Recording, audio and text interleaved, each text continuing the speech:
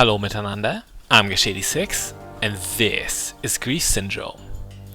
In the previous episodes, we've been using lots of guns and bullets, so let's change things up by choosing the close combat powerhouse Sayaka Miki. The level we are in for is set around the theme of modern technology, mostly television and media in general, and I don't like it. Don't get me wrong, there's nothing wrong with the theme of it, but it's a tricky level. Surprising, especially for being still so early in the game. Maybe not the hardest of them all, but it's up there. A lot of the characters feel ill-equipped to deal with it, but the choice that we made, I'd say, was a good one. The biggest problem is also the most obvious one, these deceptively angelic puppets called Danielle and Jennifer. Nope, I cannot tell them apart. We could ask them who is who, but they would just pretend to be the other, and it would all turn into a whimsical family comedy. No thanks. Danielle and Jennifer will attack very suddenly, and to just add that little extra bit of cheapness, they can also crash into you from off-screen. Luckily, it's pretty easy for Sayaka to deal with them, and that move is especially effective. What you just saw was Sayaka's super, probably the most subtle one we know so far. It's an instantaneous dash that forms a blue wave in front of Sayaka.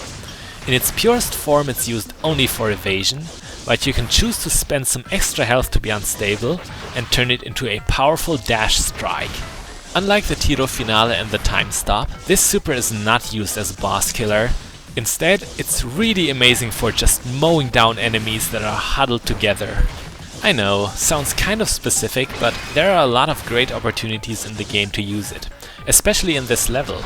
And we really want these opportunities because I decided not to level up Sayaka because I was confident and lazy. The thing is, all girls in this game level up separately instead of the player himself.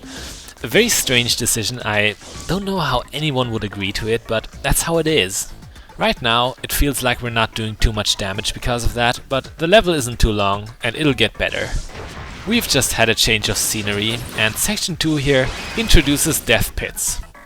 Only 2 places in the game actually have these, and I really have a history of falling right into them. Most often as Sayaka actually, and the reason for that is because Sayaka moves a little bit slidey. Sounds like a weakness at first, but it's actually kind of useful for her. You see, she's a character that needs mobility. She needs to get from one enemy to another quickly. So tighter and more committing controls wouldn't actually be so good for her.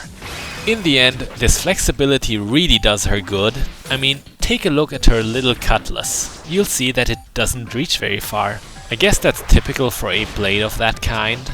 So that's an actual disadvantage of Sayaka. Now the big question is, do her strengths outweigh her weaknesses? You bet. For most people, she's the most overpowered character in the game, hands down. The reason for that can be given in only 2 words, because whatever. Sayaka just doesn't care if she gets hit. Of all the characters in the game, she has the highest maximum hit points, and even though her base soul limit seems a little bit low, she has the special effect of using a lot less of it when regenerating lost health. Believe me when I say that on very low difficulties, it's next to impossible to fail a level as Sayaka. Here's an idea. What if the game somehow rewarded you if you got her killed? Nah, who would ever do that?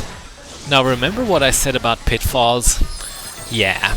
But you know what? We don't care. This just proves a point, because Sayaka also happens to have the lowest soul limit penalty on revive. So we could really do that 10 more times. You know what's even more ridiculous about Sayaka? In context of the series, she's specifically mentioned to be the magical girl with the lowest potential. Yep, she is Puella Magi Madoka Magicka's Chaozu. And yet she is here kicking butt in all directions. Despite saying all that, her tankish nature in the game is still in harmony with the show, as she is said to have an incredibly accelerated regeneration, even if you compare her to the other girls. Thinking about it, she is somewhat like Wolverine, isn't she? Yeah, both have superhuman healing, both have a berserker-like fighting style. What else do they have in common? Well, I guess Sayaka isn't as hairy as Wolverine, I think. I hope. Well, that could be another reason for all of our boy troubles. But I digress. We've been in section 3 for a while now, and that one introduces two new things. On the one hand, we've got static enemies that shoot you from a distance with little sparks. Usually not a problem, but I was a bit of a klutz against them this time. Much more important than that are the electrifying television sets on the floor. At first, you wouldn't take a simple stage hazard like that very seriously, but then you need to remember that there are always enemies around to pay attention to.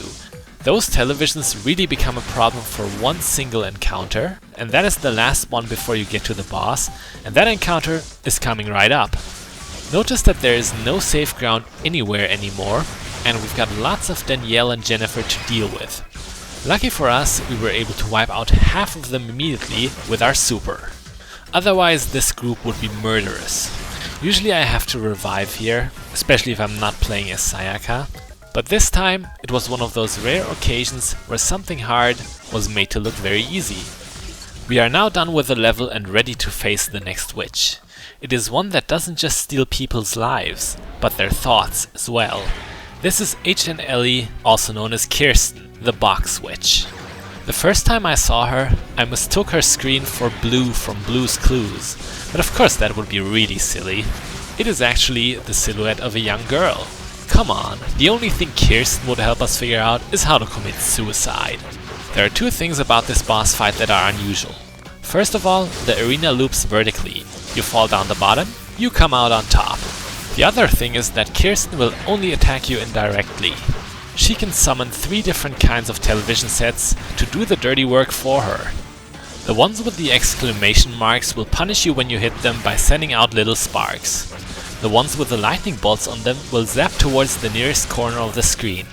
And finally we have the ones with grey huddled masses in them. These will continuously spawn Danielle and Jennifer. The minions do more damage than anything else in the fight, but usually it's better to keep chasing after Kirsten, simply evading the small fry. Unless too many of them spawn, then you should just clean up for a little bit. Fortunately, they do die in a single hit. This really seems like a big damage race, as Kirsten will die very quickly, she has very little health. If you can just keep on her tail, you'll be fine. And that was it. On low difficulties, this boss is very easy compared to the level, but I think that really changes later on.